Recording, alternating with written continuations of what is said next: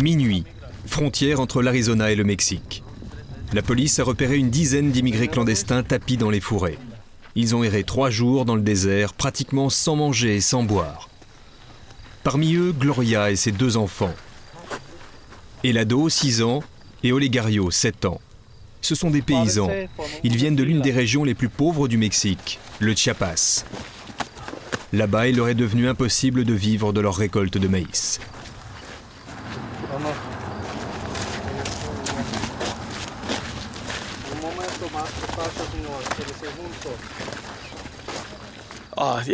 Ça me fait mal au cœur de tomber sur des mômes aussi petits.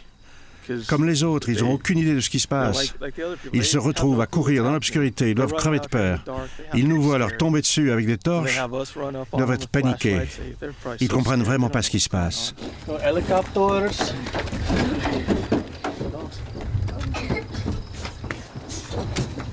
Gloria voulait offrir une vie meilleure à ses enfants.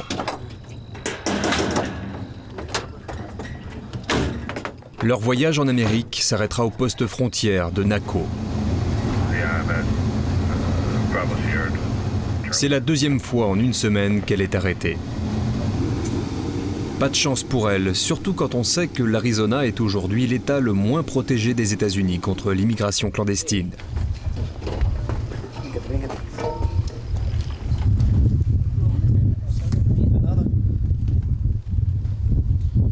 Depuis le renforcement des mesures sécuritaires à la frontière avec la Californie et le Texas, c'est devenu la frontière passoire. On estime que plus de 2 millions de candidats tentent leur chance chaque année.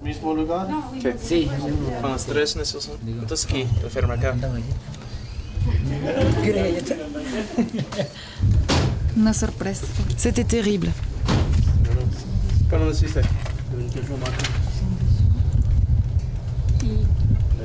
Vous allez faire quoi? Retourner au Mexique. Ça va? Pas très bien, comme vous le voyez.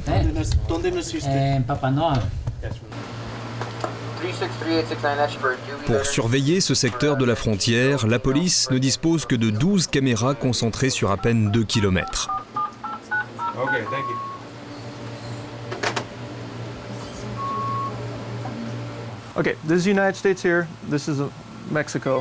Ici, c'est les États-Unis. Là, c'est le Mexique. Ces gens-là essaient d'escalader la barrière. Avec cette caméra, on peut les repérer et placer une unité devant et les attendre. Les équipes de Robert arrêtent tout de même 300 à 400 clandestins par jour. Un chiffre impressionnant et dérisoire à la fois. En Arizona, on estime que pour un clandestin arrêté, 3 réussissent à passer.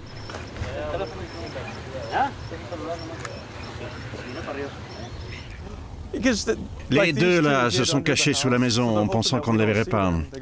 Ils comptaient attendre pour se diriger vers le nord. Partons d'ici avant qu'ils nous balancent des pierres de l'autre côté du mur. Difficile de comprendre pourquoi ces 2 clandestins ont pris le risque de franchir la frontière juste ici et en plein jour. Le mur ne va pas très loin pour plusieurs raisons. Ça coûte trop cher, on n'a pas vraiment les budgets. Et en plus, on a des lois très strictes sur l'environnement et la protection des animaux sauvages. On ne souhaite pas fermer cette frontière et les empêcher de circuler.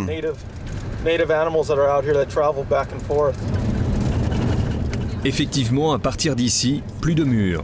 Sur plus de 900 km, seul un barbelé sépare les 2 pays. Alors, côté mexicain, le trafic va bon train. Tous ces véhicules sont remplis de candidats au passage. Pour tenter leur chance, ils savent qu'il leur suffira d'attendre la nuit quand les patrouilles de police se font plus rares.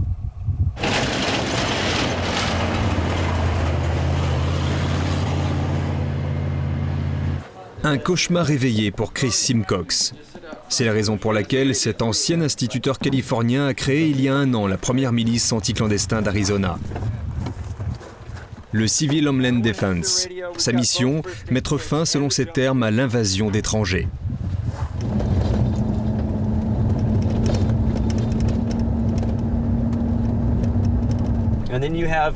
Ici, les habitants de la région avaient trouvé un véritable paradis. Ils ont leurs terres, certains sont retraités, ils sont en famille, et aujourd'hui, ils ont des milliers de clandestins qui traversent leurs propriétés tous les jours. Alors nous, on est là et on essaye de travailler le plus près possible de la frontière.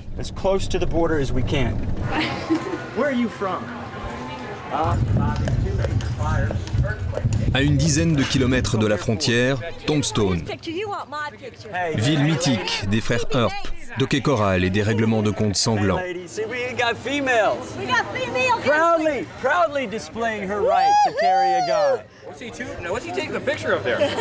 C'est ici que Simcox a élu domicile et a lancé son journal. Un hebdomadaire de propagande qui se veut très patriotique. Une arme supplémentaire pour mobiliser les citoyens et le gouvernement contre l'immigration clandestine.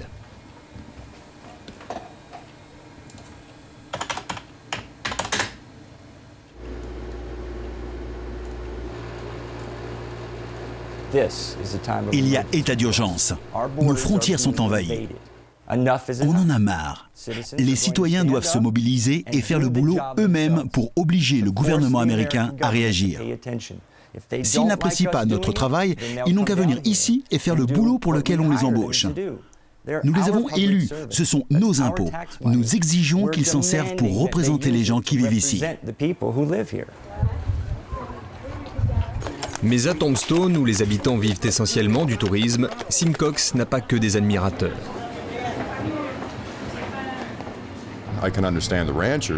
Je peux comprendre les fermiers qui veulent protéger leurs propriétés. Mais ceux qui se baladent dans le désert et crapahutent dans les forêts en se faisant passer pour des héros, c'est de la pure connerie. What did I do? You stole the money. Oh no. Now I've been accused of a lot of things, but I've never been accused of stealing money. Oh no. Where did this come from? 4 or 5. Okay, that's mine. That's mine. Those need batteries, don't they? Yeah, probably. Au QG de Simcox et de ses miliciens, ils sont une quinzaine, hommes et femmes, à se réunir quotidiennement. Tous des volontaires, salariés ou retraités, qui consacrent une grande partie de leur temps aux patrouilles dans le désert. Outre les lampes de poche et les talkies, tous sont armés. Do you wear your gun when you're hammering? Tout le monde dans ce groupe a un port d'armes et a reçu un entraînement très poussé sur leur maniement et sur la législation pour savoir quand pouvoir utiliser une arme mortelle. Dernière revue de matériel pour les miliciens avant l'opération du soir. All you gotta do, it's a floodlight. Good. This is a massive 12-volt battery. Great. So all you gotta do is plug it into here, and you got juice all night. Excellent. For the flashlight because of what happened last night. Toss that in the back. You want to toss that cherry in here, John?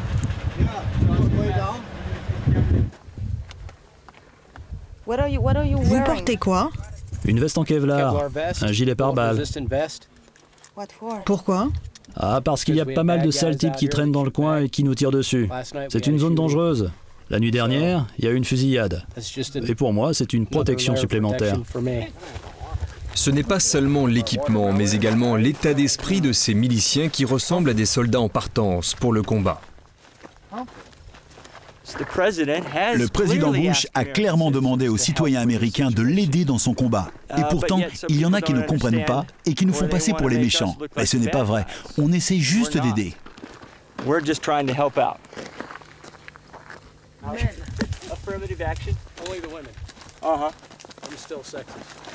Dans le pays, il serait aujourd'hui plus de 5000 sympathisants aidés financièrement à ces milices anti-clandestins. Dans la région, Simcox et ses hommes bénéficient du soutien des fermiers qui comptent sur eux pour protéger leurs terres et faire le travail que les gardes-frontières ne font pas. Simcox et les siens arrêtent en moyenne 300 clandestins par semaine.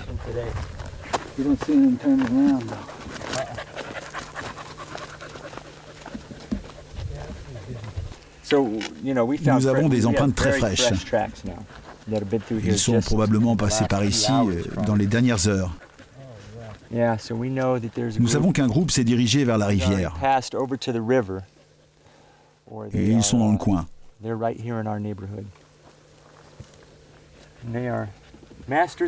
Ce sont des pros de la planque. Ils ont suivi un entraînement, ils savent que nous sommes là et ils connaissent les techniques de crapahutage et de camouflage. Maybe they ran back a little, I don't know. Because it looked like No, you may be right there. It's about right there. It's right there. They cut across. This is where they cut. Okay, well that's... You better put me... En effet, à la frontière, côté mexicain, le trafic est intense. Les candidats au passage circulent même à pied. Helado est un habitué.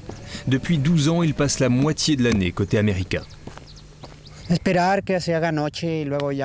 Je préfère attendre la nuit pour traverser. Il fait moins chaud, c'est plus facile. Et c'est mieux pour ne pas être repéré par la police des frontières.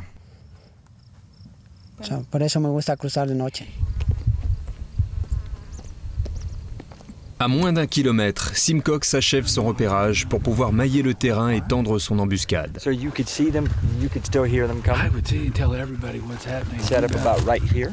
Sure. So there, you see that open spot right there. You bet. So if they hit that, where are they gonna go? Let's make a campfire, and we'll all sing Kumbaya before we start. How does it look down there? The same, busy. Busy? There's been some through today, so we know. And Kathy, if they come out and go for the river, they're going to run right into Craig and Ed. If they decide to keep coming up the trail, they're going to run into Kathy and John. And by that time. Les miliciens prennent les positions que Simcox leur a attribuées. À partir de maintenant, l'attente se fait dans le silence le plus total. Les jumelles infrarouges seront leurs yeux et les talkies le moyen de communiquer entre eux. Sit! Alto! Sit to say! Sit to say! Now! Down!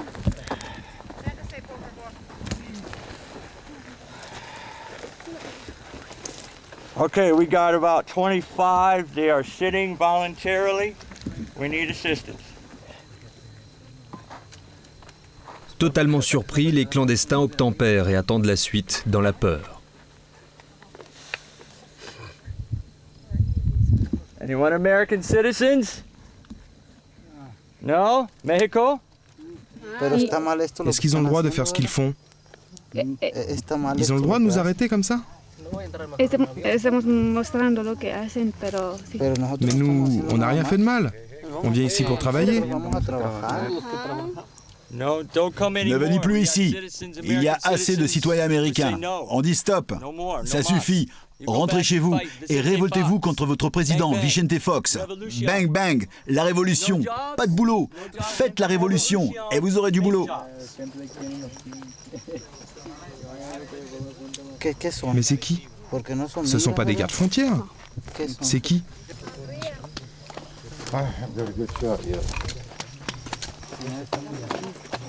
Polonais, Allemands, Russes, Brésiliens, Chiliens, Jamaïcains, Argentins, Grecs, Pakistanais, et la liste est longue. Les Allemands, qu'est-ce que les Allemands viendraient faire ici? À vous de me le dire, j'en ai pas la moindre idée. Il semble que le monde entier sait qu'en entrant au Mexique, ce que tout le monde peut faire, on peut pénétrer aux États-Unis. Vous trouverez toujours quelqu'un pour vous faire rentrer. Arrêter une personne sans la présence d'un policier et la maintenir en détention est illégal en Arizona. Mais depuis quelques mois, les policiers totalement débordés ferment les yeux, surtout quand les prises sont aussi importantes. Eh bien, on en a tous marre de faire ça. Mais comme vous pouvez le constater, la police des frontières a besoin de notre aide. Ils travaillent avec nous. Il y a quelques mois, ils ont essayé de nous arrêter. Ils voulaient se débarrasser de nous par tous les moyens. Mais aujourd'hui, ceux qui étaient contre nous ont été renvoyés.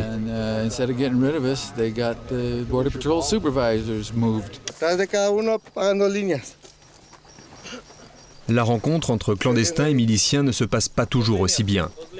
Souvent, des clandestins sont retrouvés blessés ou laissés pour morts dans ces fourrés.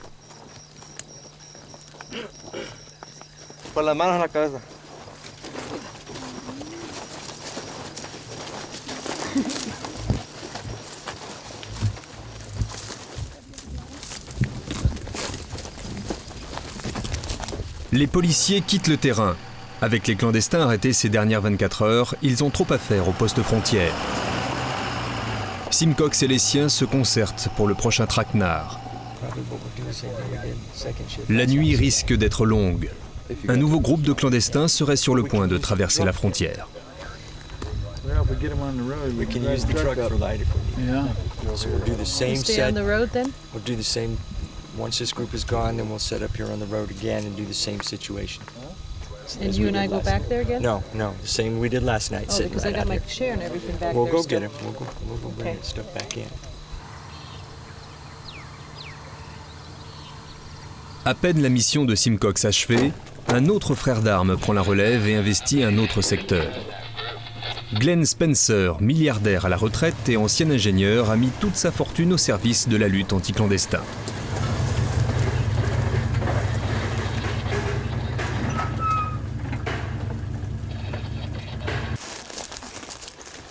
What do you think, Jer? With zero wind like this, where would you like to take off? What spot? Les armes de Spencer, les gadgets high-tech. Sa dernière folie, un avion espion téléguidé équipé d'une caméra. Un drone en langage militaire. Coût de l'investissement, un demi-million de dollars. Capacité de vol, 1h20.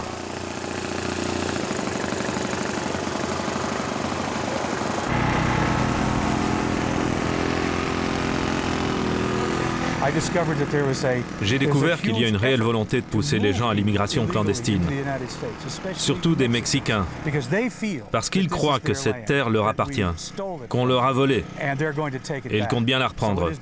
Donc c'est plus qu'une migration économique, c'est une migration politique. La reconquête. La reconquista, reprendre les terres qu'ils pensent qu'on leur a volées. Mais c'est faux. Les États-Unis ont acheté ces terres.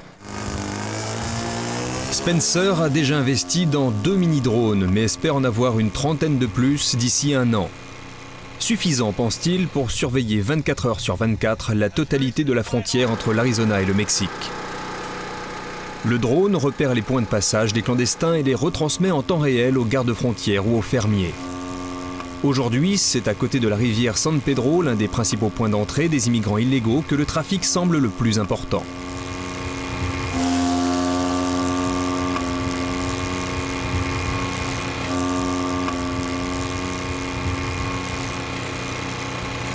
Je n'aurais pas envoyé de troupes en Irak. J'aurais investi tous ces moyens et tout cet argent dans la reconstruction du Mexique. Parce qu'il y a une réelle guerre démographique qui représente une menace beaucoup plus importante pour les Américains que Saddam Hussein ne l'a jamais été.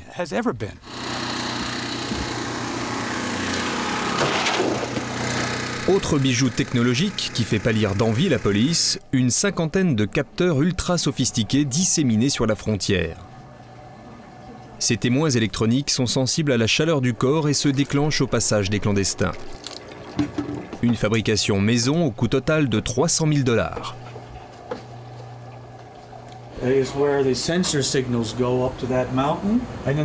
Les capteurs envoient des signaux en haut de cette montagne. Puis à cette antenne, ça arrive dans cet ordinateur et ça déclenche l'alarme. L'alarme qui nous indique, je vous le montre, quel capteur s'est déclenché.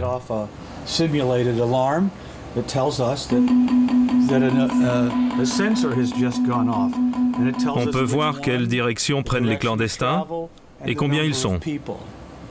Et alors tout le monde ici est alerté. Spencer est aussi branché en continu sur les fréquences des gardes-frontières, histoire d'être au plus près de l'actualité.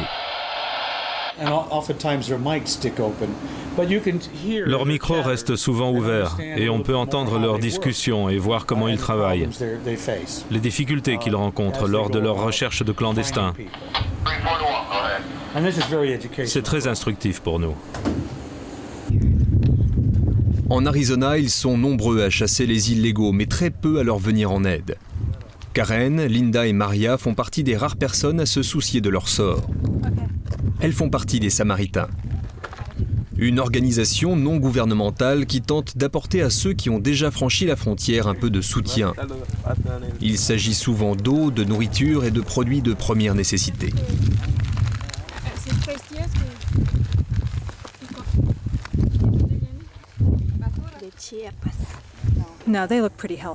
Ceux-là ont l'air d'aller bien. Ils ne sont pas déshydratés, pas trop fatigués. Ce qui est étonnant vu ce qu'ils viennent d'endurer. Mais c'est sûrement parce qu'ils sont jeunes et en bonne santé. Ils n'ont pas l'air en danger. Certains ont moins de chance. Chaque été, près de 300 clandestins meurent dans l'immensité du désert d'Arizona, victimes de déshydratation sous des températures qui peuvent atteindre 50 degrés ou abandonnés par leurs passeurs. Somos amigos. Tenemos agua y comida. Somos amigos. No somos la policía. À l'ombre d'un arbre, Linda et les siennes rencontrent un vieil homme blessé qui cherche à se protéger de la chaleur accablante.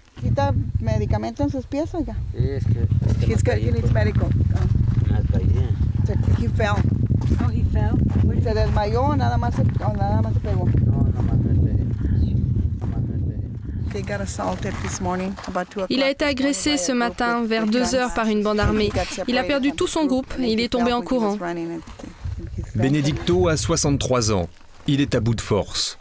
Cela fait 5 jours qu'il erre dans ce désert abandonné par son passeur. Il voulait tenter sa chance et rejoindre son fils qui vit et travaille à Washington.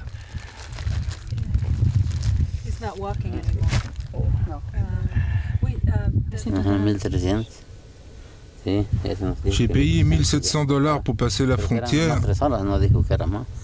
et maintenant j'ai plus rien. J'ai perdu tout le monde sur le chemin là-bas. Je suis seul.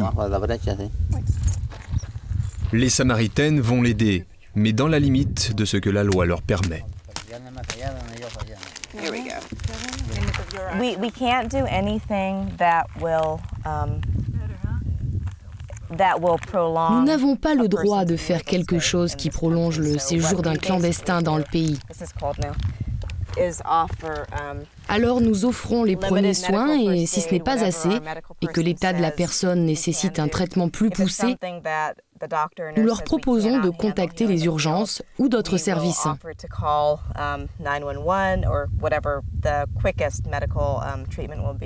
Et en ce moment, nous intervenons beaucoup sur le terrain. Benedicto a la cheville cassée. Maria tente de joindre la clinique la plus proche. Pas de veine, personne ne répond.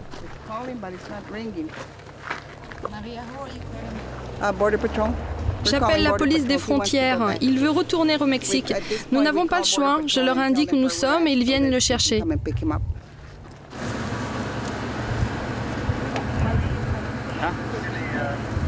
Benedicto sera raccompagné à la frontière avec un passage au commissariat de Naco pour les formalités d'usage et pour soigner sa cheville.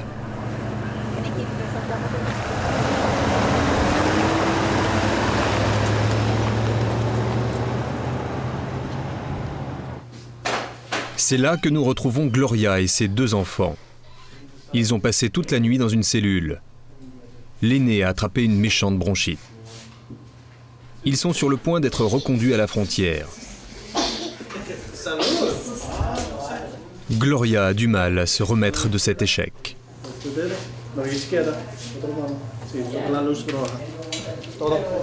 Son mari, lui, par contre, n'a pas l'intention de se laisser décourager.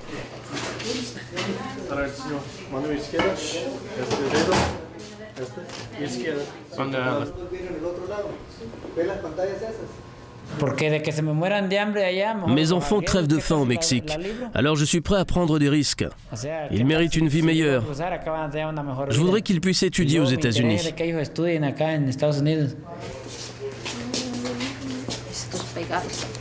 C'est la 3e fois que Gloria et sa famille sont arrêtés.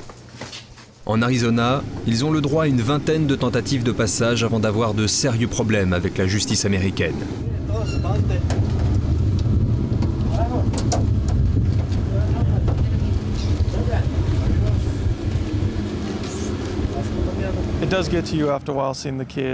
C'est touchant de voir les enfants et leurs familles. On a de la peine pour eux. Je comprends qu'on essaie de leur offrir une vie meilleure. Mais il y a une façon légale de le faire, et aussi longtemps qu'ils enfreignent la loi, nous serons là pour les arrêter.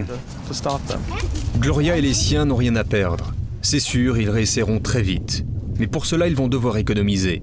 Au Mexique, un passage en Arizona se négocie $1 500 par personne.